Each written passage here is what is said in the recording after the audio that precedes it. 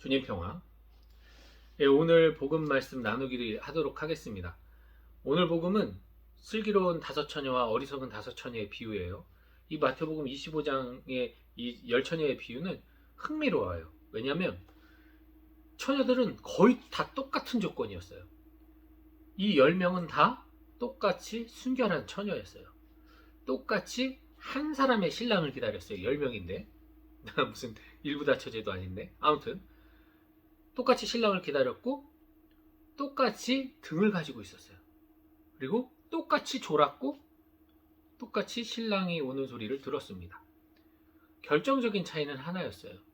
바로 등을 밝힐 불을 켜기 위해서 기름을 준비했어야 되는데 5명은 기름을 가지고 있었지만 5명은 기름이 없었다. 그래서 기름을 나눠달라고 다섯 처녀들이 얘기하자 다섯 처녀가 야 너희 나눠주면 우리도 쓸 게 없어. 그러니까 사와. 좀 매몰차죠. 냉정하죠.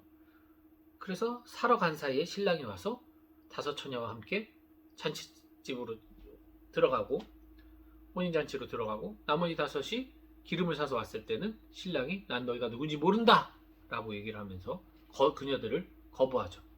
그러면서 신랑이 언제 올지 모르니 깨어있어라 라고 얘기를 해요. 그럼 사실은 이 깨어있으라고 얘기를 했다는 얘기는 아까 다 졸았잖아요. 10명 다 졸았잖아요. 10명 다 졸았으니까 기름이 있는 처녀들도 똑같이 깨어있지 않았던 거잖아요. 그런데 이거는 어제 제가 나눠드린 그 이야기하고 약간 통하는 거죠. 깨어있는 것은 단순히 졸지 않는 것의 문제가 아니에요. 안 자고 있었어도 기름을 갖고 있지 않았으면 어차피 불을 켤 수가 없어요. 그죠? 그렇기 때문에 깨어있음은 행동을 함께 요구한다라는 건 제가 어저께 말씀을 드렸죠. 깨어있음은 그냥 깨어있는 것이 아니라 깨어서 멍 때리고 있는 것이 아니라 구체적인 실제적인 깨어있음으로 인한 활동을 함께 해야 되는 것, 준비를 해야 되는 것. 근데 저는 이 복음 말씀이 오늘 새롭게 또 다가왔어요. 이렇게 또 받아들인 사람은 제가 한 번도 이런 식으로 강론이나 이야기를 들어본 적은 없는데 그냥 저는 이렇게 새롭게 다가왔습니다. 일단 이 열 처녀가 내 안에 있어요. 나라는 존재 안에 열 처녀가 있습니다.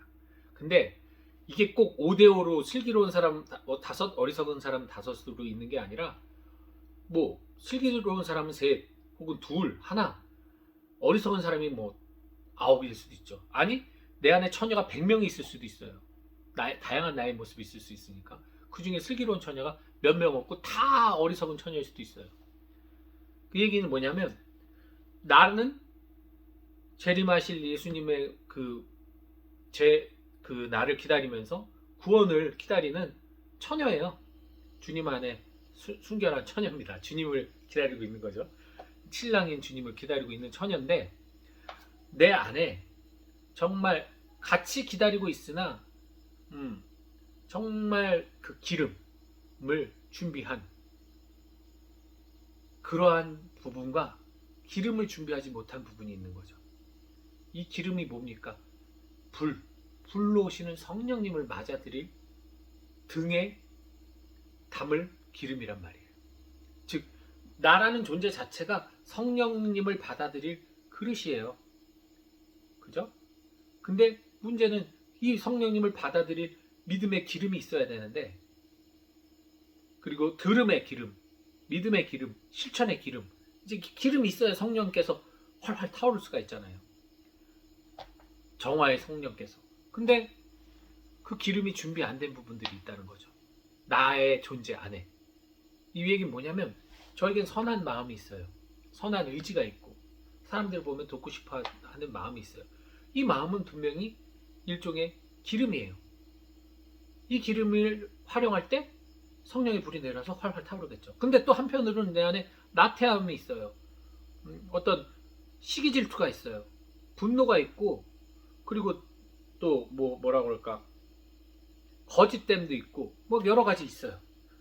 나의 그릇 이 등 안에 메마름이 있어요. 어떤 그릇은 나의 어떤 캐릭터는 메마른 그릇이에요. 기름이 하나도 없는 어리석음이죠. 자, 그렇기 때문에 사실은 우리 나약한 인성, 나는 나약한 인간이기 때문에 선한 의지를 갖고 선하게 살아가고 믿음을 갖고 살아가지만 사실 일상을 살다 보면 믿음이 없는 듯이 사는 경우가 훨씬 많고 하느님에 대한 그 인식 없이 그냥 살아갈 때도 너무나 많잖아요. 그게 일종의 조는 삶이에요. 나의 선함이 있든 악함이 있든 여전히 늘 깨어있지 못하고 조는 경우가 많다는 거죠. 그러나 주님이 오시는 날, 심판날이죠. 구원의 때가 왔을 때 그럼에도 불구하고 기름을 준비했던 나의 마음들, 나의 선함들, 나의 아름다운, 주님이 보시기에 아름다운 그 마음들, 거기 기름이 담겨있는 그 마음들은 성령의 불에 의해서 인도돼서 주님 안으로 들어갈 수 있어요. 그러나 메마른 등으로 돼 있던 나의 나태함과 죄악들은 패척받을 수밖에 없다는 거죠. 여기서 중요한 사실, 이 모든 게 내 안에 있다면 아주 주님께서는 깔끔하시죠. 죄는 냉정하게 밀어내버리고 구원받을 수 있는 선은 주님 안에 품어주신다는 거예요.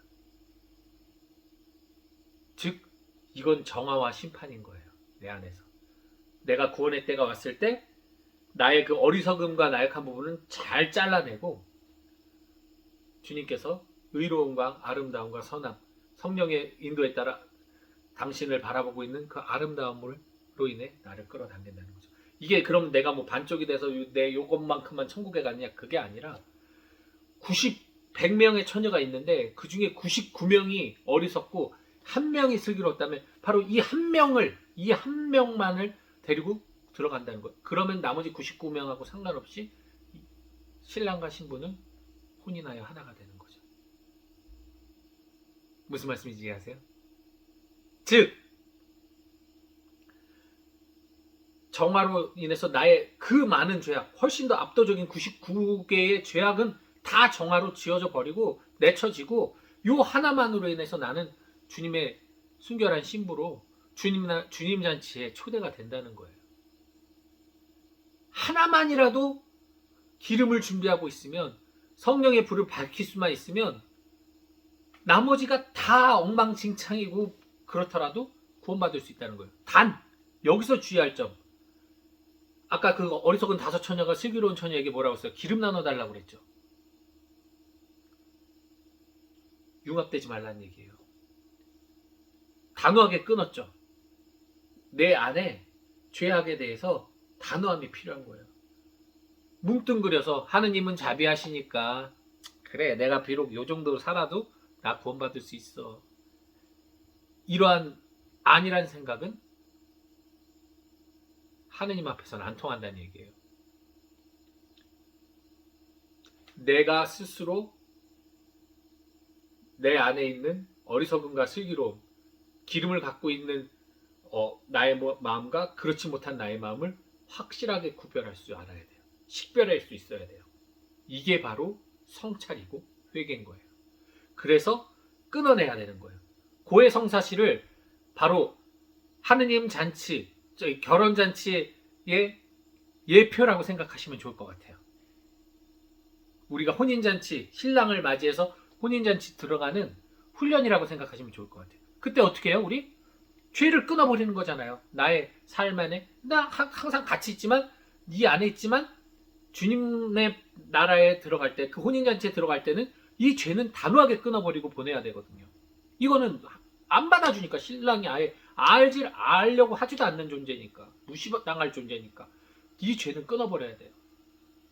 그래서 신랑과 함께 혼인잔치에 머무는 내가 남는 거잖아요. 그게 바로 고해성사를 통해 우리가 훈련을 하는 거예요. 하느님 나라의 이제 심판의 날에 우리가 심판받을 때 바로 그런 모습으로 나의 죄를 주님 앞에 있는 그대로 드러내서 그것은 싹 빼놓고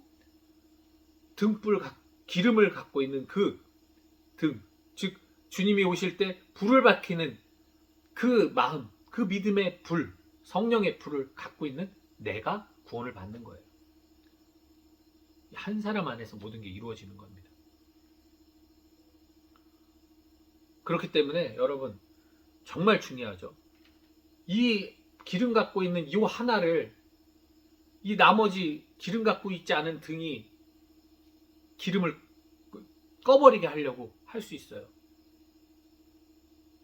그죠? 나의 죄가 나의 주님을 향한 믿음과 사랑을 계속 억눌러서 프레스해서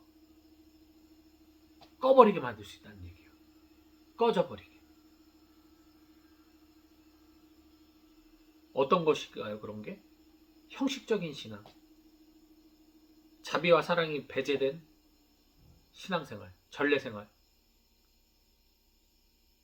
하느님이 아닌 어떤 우상이나 아니면 그런 원칙에 완전히 꽂혀서 마치 율법주의자처럼 빠져 사는 사람들. 그런 모습들이 내 안에 하느님을 향한 인격적인 사랑과 인간적인 어떤 마음들을 죽이고 꺼트리는 거죠. 죄에게 나의 선함을 나눠주면 안 돼요. 내 안에서. 죄는 정말 내 안에서 강하게 대처할 수 있어야 돼요. 에휴, 주님이 다 용서해 주니까 나는 어쩔 수 없어. 난 죄인인데 뭐 죄 지어도 돼.가 아니에요. 죄를 짓고 있는 어리석음이 있지만, 여전히 졸고 있는 나지만, 그 부분을 분명하게 인식해서 늘 나의 기름이 담겨있는 등만큼은 꺼지지 않도록 늘 기름을 채워넣는 그러한 깨어있음이 필요하다는 거죠. 예, 오늘 여러분 안에 정말 메마른 등과 기름이 가득 차 있는 등 확인 잘 하셔서요. 메마른 등한테 이걸 나눠주려고 하지 말고, 즉 나의 뭐 약점 단점 그거 고쳐보겠다고 애쓰지 마시고, 그 애쓰는 시간에 그거를 고쳐보겠다고 애쓰려는 그 에너지를 오히려 이웃을 사랑하고 하느님을 찬미하는 데 활용하세요. 특별히 이웃 사랑에, 가난하니 억눌리니 아픈 이들에게 사랑을 베푸는데 매진하세요. 그 에너지를. 저희 수도에 같이 가난한 수도에 정말 열심히 그 지금 말씀드린 이러한 것을 카리스마를 삼고 선포하려고 하는데, 말 그대로 인력도 적고 환경도 열악해서 어려움 겪는 이런 수도에 도와주시는 것도 큰 선행일 뿐만 아니라 등에 불 붙이는 그런 일이기도 하고요. 어쨌든 여러분들이 할 수 있는 선행, 나눌 수 있는 사랑을 이웃과 많이 나누는 것, 거기에다가 더 많은 에너지를 쓰세요. 자꾸만 잘 고쳐지지도 않는 죄를 그걸 내가 없애겠다고 그 노력을 하다 보면 슬기로운 처녀들이 어리석은 처녀에게 기름 나눠주는 거하고 똑같은 꼴이 되는 거예요. 그럼 같이 구원 못 받는다는 얘기예요. 단호하실 수 있어야 돼요. 나의 약점은 약점으로 완전히 끊어내고, 이 부분은 내가 못 고치지만 이건 내가 구원받을 때 하등 도움 안 되는 거니까 걔는 걔대로 딱 끊어놓고 내가 할 수 있는 선과 아름다움을 끊임없이 추구하십시오. 가끔 졸아도 괜찮고요. 어쨌든 추구하십시오. 그것이 바로 깨어 준비하는 슬기로운 처녀들의 모습이라 할 것입니다. 주님 평안.